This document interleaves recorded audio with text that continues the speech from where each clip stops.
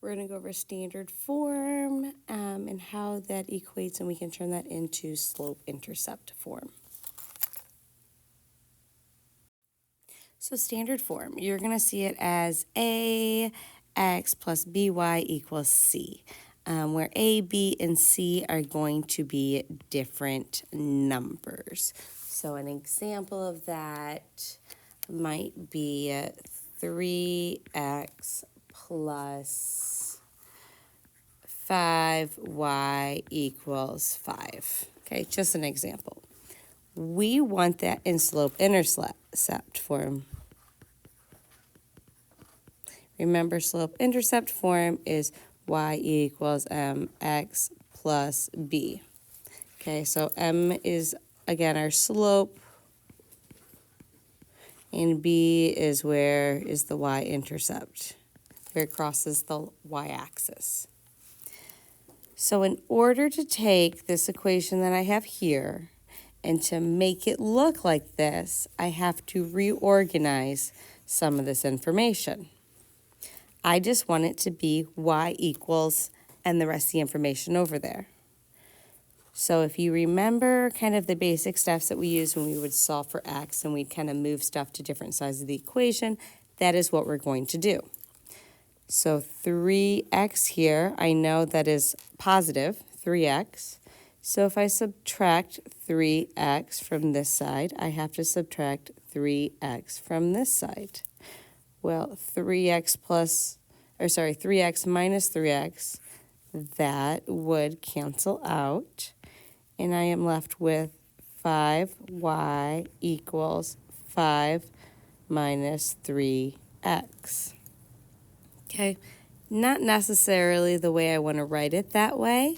I can go ahead and reorganize those and write it as 5y equals negative 3x plus 5. Now I have 5 next to my y. Well, I want nothing next to my y.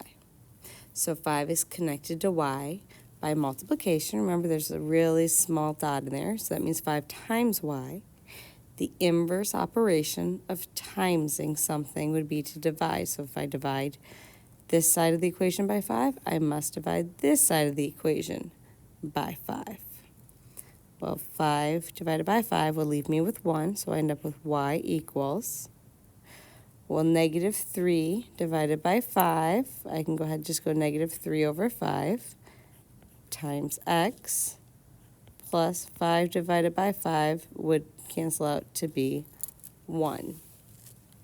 Be 5 over 5, and that would go ahead and simplify, not cancel out, sorry, that would simplify to be 1. So the equation in slope-intercept is here, that is in slope-intercept from standard, and this is standard. That is the only thing we're doing, is taking the information you have and rearranging it so it's in slope-intercept form.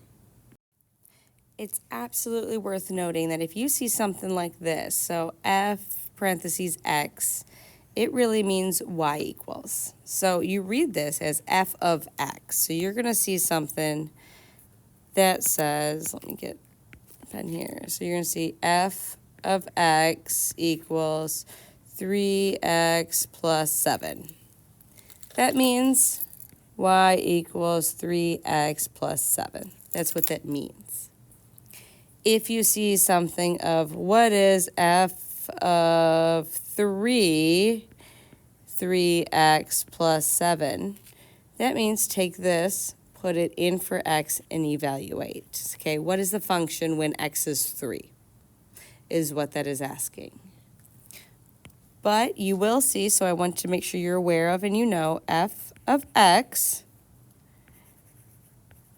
means y equals. Okay, it's the same thing. That is just function notation that you will see, especially once you get into Algebra 1.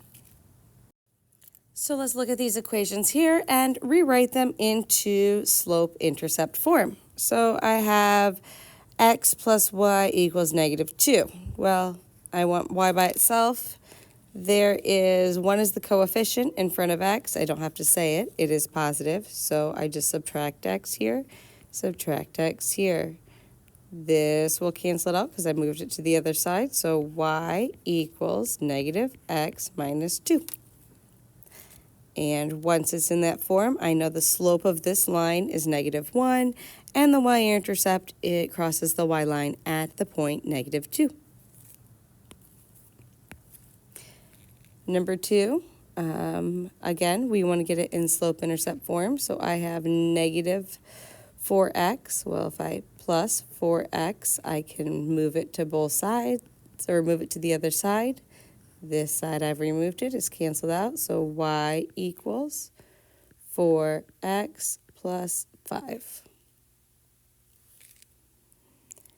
Looking at number 3 here, I have positive 5x, so I can subtract 5x here, and I have to subtract 5x.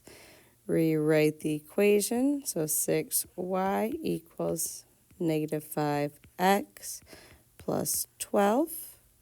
Now I have 6 times y, but I want to get y by itself. So the opposite of timesing something is to divide. Okay, that's the inverse function. So I'm going to divide this by 6. So y equals -5 over 6x plus 12 over 6 simplifies to 2. Y equals 5 over 6x plus 2. Okay, last but not least, number 4. So if I have -2x, go ahead and add 2x to both sides, so plus 2x. Then that will cancel out, so I have 6y equals 2x minus 24. I have 6 times y. I want to get y by itself. Inverse operation is to divide.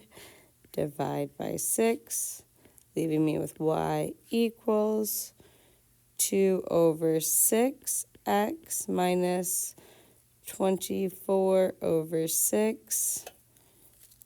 Keep simplifying. Y equals 1/3 x minus 4.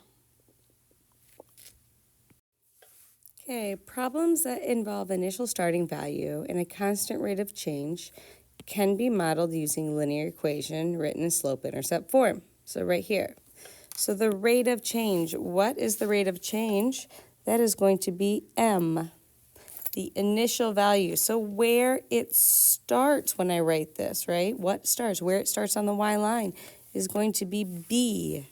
Independent variable is going to be x in the dependent variable. So it depends on the outcome. The outcome is going to be y. So reading the first question, let's see what we can do here.